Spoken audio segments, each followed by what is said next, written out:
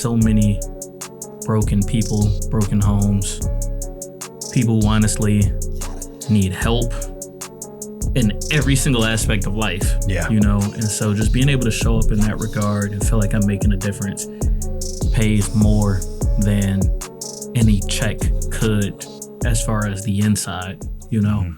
God has been working with me lately. It's been simplicity, living a minimalistic lifestyle. I like my chains. Yeah. I like my tech. I like my gear. You know what I mean? I'm quick to be like, yeah, like I'll go buy this. I got the, you know. Mm-hmm. It hasn't been that for me the last 6, 7, 8 months, really, you know, coming back out of training. Even with my bonus, the Army took so long to pay my bonus that I had to borrow so much money to stay afloat in that year that when I got my bonus, I used my entire bonus paying people back. Bro. And it's insane because I had a lot of money in that bonus. Yeah. Hey, that's Uncle Sam, though. Facts, sometimes, right? Man. Took an entire year of, you know, fighting, trying to figure it out. People telling me they got the answers and it's working. And then, man, it's still 3 months later, still no answer, this or that. That process of hurry up and wait. Yeah, exactly. So that's what I sat through. And I mean, I had so many friends that kept me afloat. And I'm not talking small amounts because my bills were at that point in time still on the higher end. Yeah. So I'm talking, I had friends allowing me to borrow a stack at a time, like in order to stay afloat. It is. That's blessed. That's blessed. It really bro. is. That's blessed, man. And so those people like helped keep me afloat, but trusted that I was actually going to give them the money back. Yeah, I say that's blessed. I think it's a key part to say in this, talking about the subject of inflation. The average home has less than $1,500 in their account at all times, you know, which is insane to think. It really is. And it goes against, I mean, at this moment, part of it's because of how much I've given out. Like, less in the last 3 weeks, I've given a little over 1,000 to friends. Yeah. And that will put me over that 1,500 mark in my savings right now that I don't have because I've been helping people out. Right. But those are my bros. Those are the same people who help keep me afloat. Sure. You know, so at the same time, I was like, yeah, of course I'm going to make sure you got it. And, you know, I felt like God telling me, look, I've got you. You're going to be good at the end of the day. But it goes so much against the way I was raised, the way I was taught, the wisdom and strategic planning that I normally have. Like I said, I like what they call FU money, right? Yeah. Where if my boss get crazy, look, it's cool. I don't even need this. You know what I mean? Yeah. And I'm out that day. Forget that. I'm not showing up tomorrow because I need this money in order to survive. And I'm used to 3 months in one account, and that's to take care of all of my expenses for 3 months. I know today if I walked out, I can go 3 months. That's before you get to my TSP with the Army. That's before you get to what I got in the stock market. That's before my actual emergency funds. Like, that's the way I'm used to living. Yeah. And I ain't got none of that right now. You Man, know? I feel that. I just borrowed from my TSP to reset all of my monthly finances. Yeah. You know, to even be able to get back to where I want to be baseline, let alone all my different accounts the way I have them. You know? And I'm the type where I was talking to somebody recently. A lot of people only have 2 accounts. Mm-hmm. They have their checkings and they got their savings. Okay. And their money goes into one, you know? And I'm like, man, that's a luxury. I can't do that. I got 3 accounts. That's a luxury. Facts, you know, because, all right, so if you got bills that's coming out and you got to figure out what you're paying, right? This is that 18, 19, 20, 21. You just got out of college, trying to get everything figured out. Or me, like I went through a divorce and that whole situation where my bank account's emptied, business account's emptied, tax money gone. Like, so now I got bills coming out. I got bills drafting that's not there. So my account was $1,400 in the negative. Yeah. Because of what was coming out, joint bills, that money disappeared. And if my paycheck was going into that account, I couldn't survive because that just ate my entire paycheck. Everything, especially if you're getting drafted. Exactly, right? Yeah. So I learned quick that whatever account my bills come out of has to be separate from whatever account my direct deposit goes into. Yeah. So now it's set up and absolutely nothing comes out of the account that my money goes into because nobody else is deciding for me where my money is going. Yeah. My money works for me. Facts. I'm choosing what's being paid and when. And then I realized, okay, I like to have a certain amount. I know how much is going into food and gas. Yeah. Right. So my food and gas is $350 a month. So instead of trying to remember in my head how much I've spent, I'm just going to have an account and I'm going to put that $350 in there. Yeah. And now I have a visual as that deducts. That's a big problem where people fall off on their finances because everything's in a bank. They don't see where their money's going. Exactly. And I think Dave Ramsey actually talks about that a little bit. Like, you got to see where your money's going. Yeah. Because if you don't see where it's going, you're going to spend it like it's unlimited. Exactly. But you ain't got unlimited money. Exactly, man. So, yeah, that's exactly how my accounts are set up. So I got food and gas. I have personal spending and dates. I have my leisure, which is usually my coffee, random things that I decide I want to buy. Then I have my savings, and then I have my bills account, and then I have an emergency life account. So I have a whole second wallet. And that came in so clutch because I left my wallet at the gas station one day before I went to the Army. That's scary. Yeah, I did. So I'm, boom, boom, boom. I had another job I was doing on the weekends. So I would stop at this gas station every single Friday on my way into the other job, buy my energy drinks for the weekend and keep them in, that's when I was a chef at this brewery. Okay. And so I would just keep the stuff in the kitchen. I just left my wallet on the counter. And the guy, I never updated my license to Philadelphia from Ohio. So he mailed my wallet after he didn't see me for a few days. Back to Ohio. Back to my old apartment address. Not even like my dad's house, no family, nothing. Like my old, locked building. It was my favorite wallet. It was my Coach wallet that my mother gave me for my birthday. Never saw that wallet again. Dang. Thankfully, though, I had a second wallet that had an extra business card, credit card, business debit card, personal credit card, personal debit card, my social security card. So it was like a second form of government issued ID. Right. And that was all in that second wallet. So I was able to use that second wallet, just move all of the money over to the other bank account so that I could cancel all of those cards and shut everything down. But if something like that happens, or I was at the gym once and my whole wallet was stolen, that's really where I learned to keep the second wallet from. Yeah. Because everything was stolen and I had no way to pay for anything other than loading all my money in Cash App or Venmo. Right. And I'm like, man, that's not really, there's a lot of things and bills you can't pay from a Cash App card. Right. So I learned then, you have to have another line of defense. You have to have alternative methods or ways of being able to attack. I mean, obviously you learn so much of that in the Army, but so much of that got drilled into me before the Army from experiences like those. Sure. That's where I know I would fit in. Yeah. Exactly. So was still able to function. But I mean, if your whole bank account, if you got two accounts and they're both Chase and your wallet's stolen, what credit card are you using? Yeah. What debit card? How are you functioning? How are you surviving? The few things that I like to use too that I keep in the pocket is digital coin. I'm starting to keep some digital coin. I got some XRP built up. Been hearing good things on that. I like to keep in the safe at the bank. I like to keep some valuable metals, silver and gold, lock that away. Yeah. And definitely always keep some cash on you, bro. I feel for sure. Because, man, especially when you're traveling or going somewhere, you don't want to be caught up with no cash and you lose a card or something. Facts. One thing my dad taught me young is a man should always have physical cash on him. Yeah. For whatever happens. You just don't know. You don't know. And that's definitely a clutch one. And that's come in handy a few times for me where I have been in situations where cash was the only thing I could use in order to get by. And even as the world continues to get more and more advanced technology-wise, we all have to continue to hold a little bit more cash in reserve. And here's the other reason, right? If something happens, so we're moving towards electromagnetic warfare, right?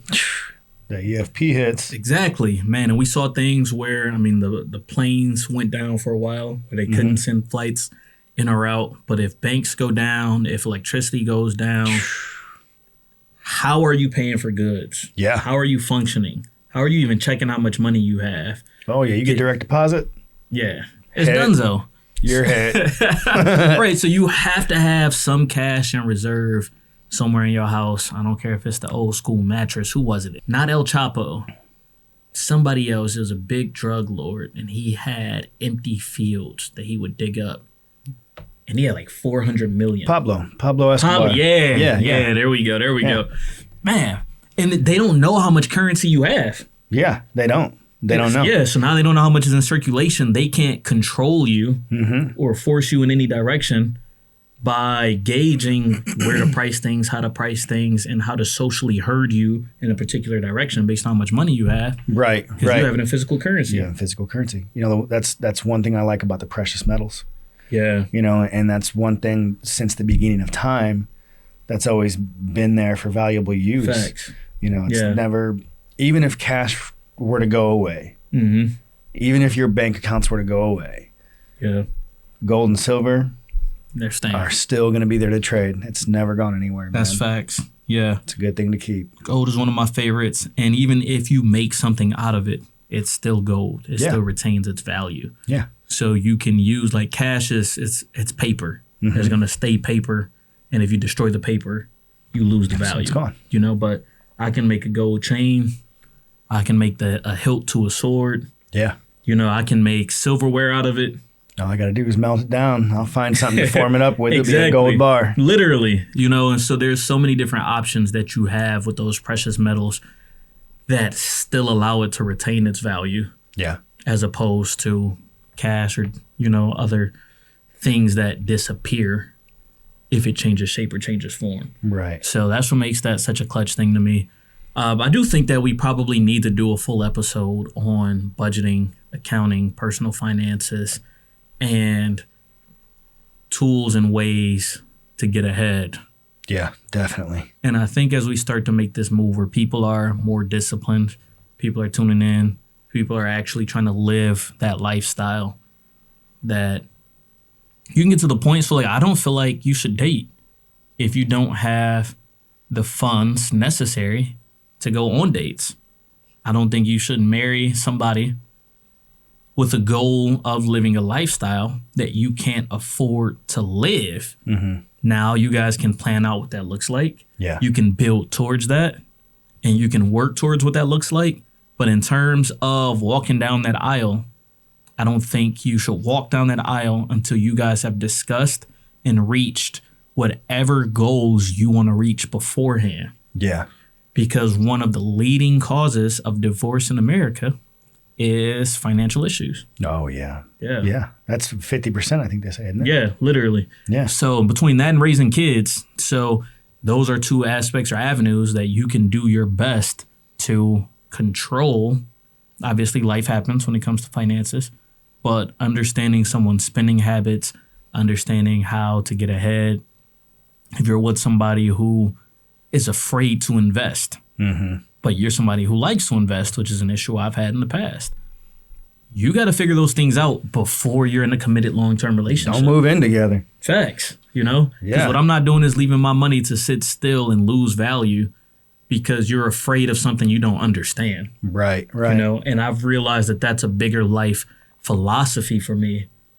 And that's allowed me to then communicate earlier on, hey, these are certain things that I have that are big picture for me, right? I like to stand on my values regardless of what that means for me personally and my personal well-being.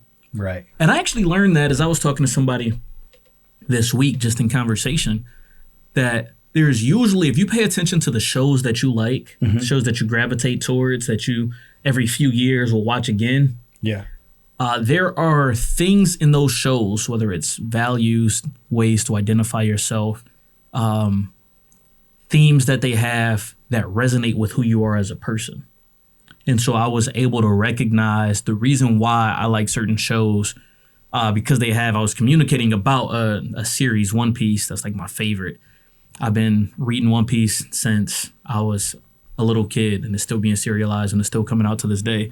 So as I was discussing the things that I like, I'm like, man, those are things that I feel like define me. Those are aspects of myself that I would use to describe myself to another person. I'm like, oh, okay.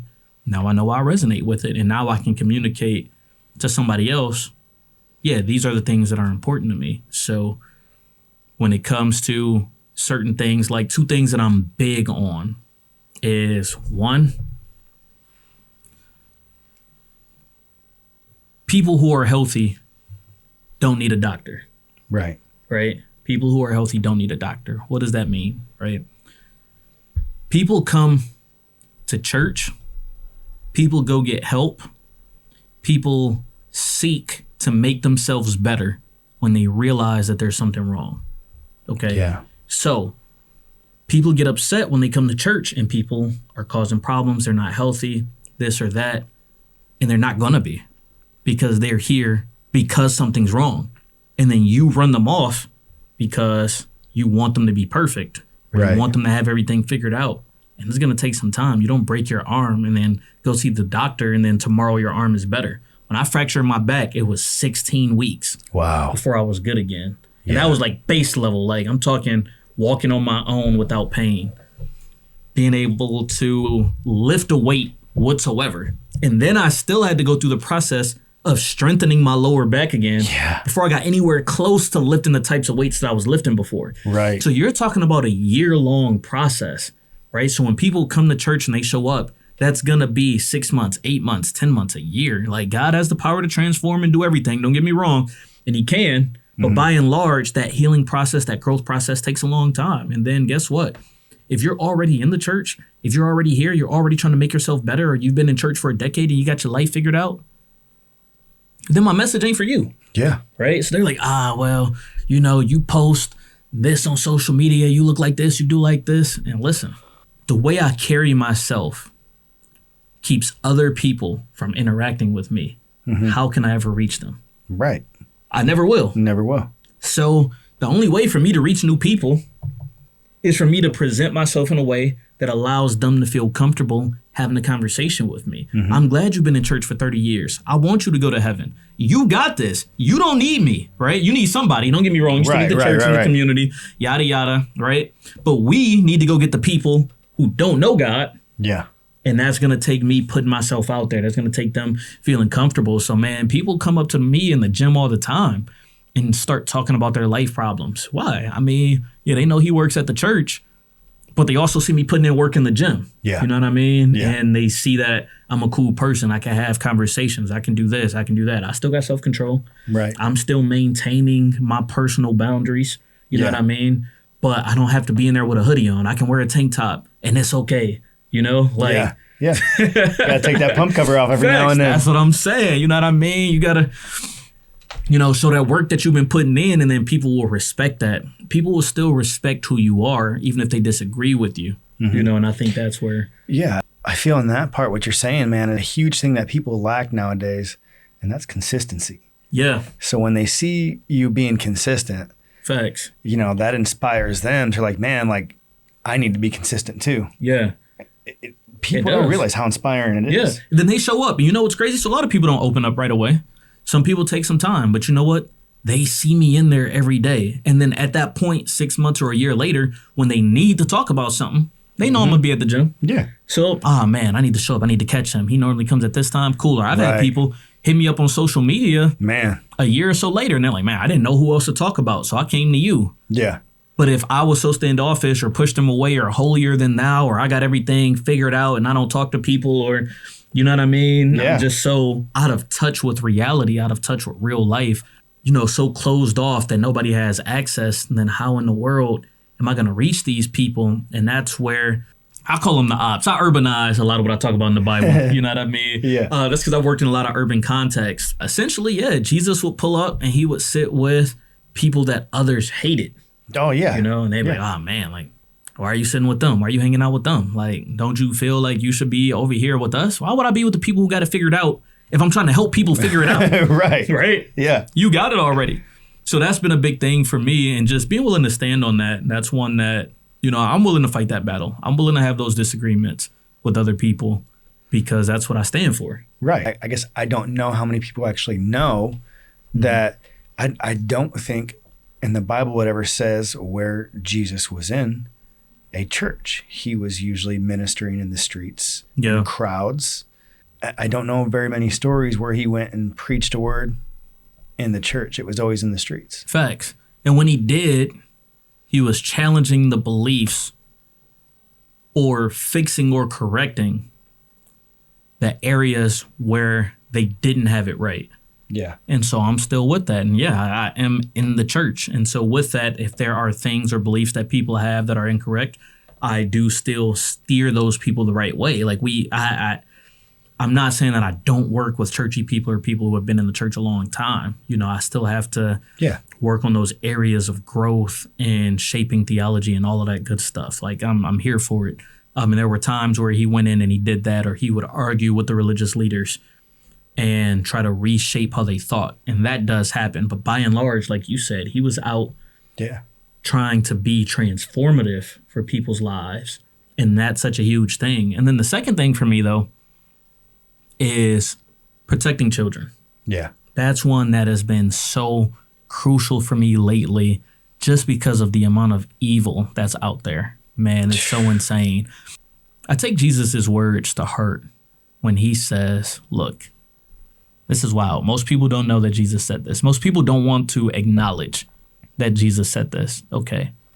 What he said was, it is better for you to have someone tie a millstone around your neck and you be thrown into an ocean. Wow. Right?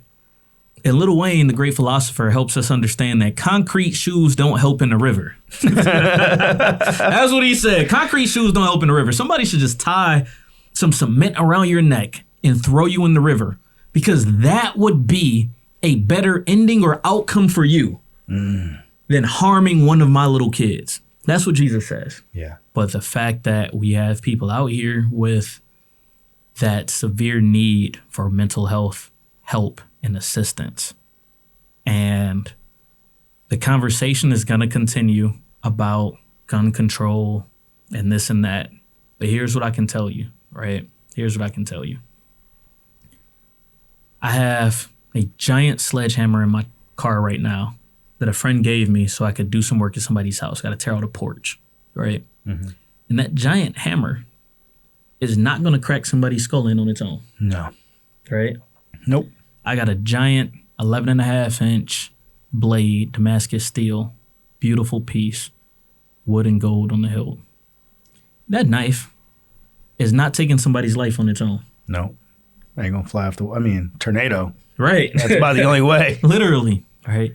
And so we have so many different tools and things out there, right? I have a variety of different firearms, and none of my firearms have fired themselves. Amen. Okay. They don't do that. I went to the extreme once. Don't do this at home. Okay. One of my brothers came to town. I set it down. You never point a gun at yourself. It was unloaded. But either way, I set it on the table facing me, and I spoke to it. I said, fire. Go off. Harm me. And guess what it did not do? I don't think it did a thing. It didn't. It didn't fire. It didn't go off. I'm still standing in front of you today. It was unloaded anyways.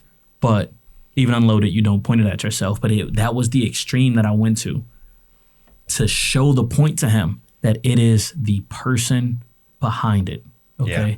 It is the human. It is the individual who needs us to step up and intervene on their behalf before they get to that point. Yeah, absolutely. We have to show up for people.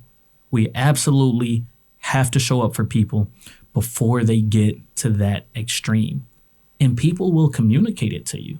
People will let you know when they should or shouldn't be around certain substances, items, objects. They let you know. It's up to us to listen. It's up to us to pay attention. Mm-hmm. And sometimes we miss it. And I've gone through that where I lost somebody to suicide. And I felt like after the fact that I should have recognized all of the different factors. I mean, I was trained by ProMedica Hospital to work with anti-bullying, suicide, and rape prevention. You know, Dad sits on a mental health board. All of these different avenues and ways that I should have been the one to recognize it, and I missed it. And I carried that for a long time because sometimes how things play out in reality and how they read from a textbook or from a PowerPoint slide are two different things. Yeah. And you only learn those differences through experience. You only learn those differences through going through life with people. And then you start to realize how those things actually show up in day-to-day life. But we have to be aware. And if you have questions or concerns, you have to vocalize those things. And then that brought me to the point in time where we ended up losing my sister, where she communicated that he was suicidal. before he took her life. And she said that, and she said that she was fearful about certain things. And I said to her, you should just let me go handle this. Just let me go figure it out, right? But she communicated that he was at that point. Yeah. She told us, right? And she still begged me not to do anything. And I still carry the burden of not going and handling that before it got to that point when she told me where it was. You know, so those are two instances that I have to carry for the rest of my life, you know, because I didn't make the decision that I should have made, or I didn't recognize what I should have recognized before it got to that point. Yeah. You know, so we absolutely have to, because these are the people that care most to us, that matter most to us, that we want to see alive, that we want to see their future. We want to see them become something or somebody. Right, like I've hit the age now that my sister never made it to. She never made it to 26. Wow. It was about 8 or 9 days before her 26th birthday. Oh, man.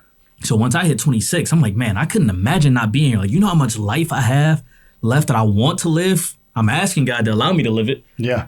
But we really don't know, right? My other friend that committed suicide, she hadn't even turned 19 yet, right? And that's insane. And just seeing her funeral, packed out, standing room only. You still had like 200 people standing. That's how full it was. Wow. But at the end of the day, there was nothing I could do about it after the fact. All right. So we have to recognize these things as they're happening and make sure we're keeping one another safe and alive. Man, I know that was heavy. I know that's a lot to try to bring in. But I truly hope you guys are understanding how important it is, especially as we go into this winter season. I know last episode we talked a bit about that seasonal depression and that drop that people have once that weather changes, once holidays start to hit and you start to miss those people that you have lost, or you got different family situations where different things happen with your parents, whether they're still alive, but they're just not the type of parents that they needed to be for you. And so now you're going through that holiday season thinking about those things, right? We have to recognize those. And as people are picking up, you know, college students back in school, or you got students or kids in school, if you have kids, and recognizing the different patterns in their behavior, or as things start to change with their workload and course load and how much is stressing them out at school, whether or not they're being bullied at school. There's so many different things and factors that affect our day-to-day lives. Yeah.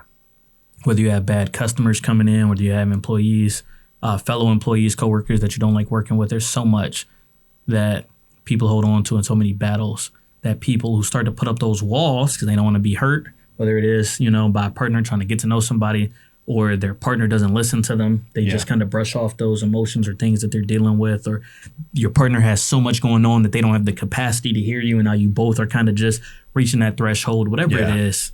I mean, we got to figure out who it is for you to talk to. Reach out to us. We can connect you to resources to help you get on the right path, get on the right track, and make some progress and be healed and get to a healthy version of you. Amen. That allows you to be healthy in your household, allows you to be healthy as a man within your relationships, within your life, and just become that version of yourself that you want to be. Amen, man. Become that classic man. That's right. That's what we do here. So we hope you stay tuned in with us and stay locked in for this episode, future episodes. And listen, if you're willing to donate to help us continue to do what we do, there is a tab on the website that will allow you to give a few bucks so that we can continue to push this message out, continue to perform the way we do, continue to connect you guys to resources, have conversations, sit at tables, to be able to bring you, whether it's other hosts or people to come in, have conversations with us, but also be able to provide the types of things that allow you to get that mental health help that you need and connect you to people and places that allow you to be better. That's what we're all about. We're looking to have a positive impact on society as a whole by reaching you as an individual. Thanks for tuning in to Classic Man.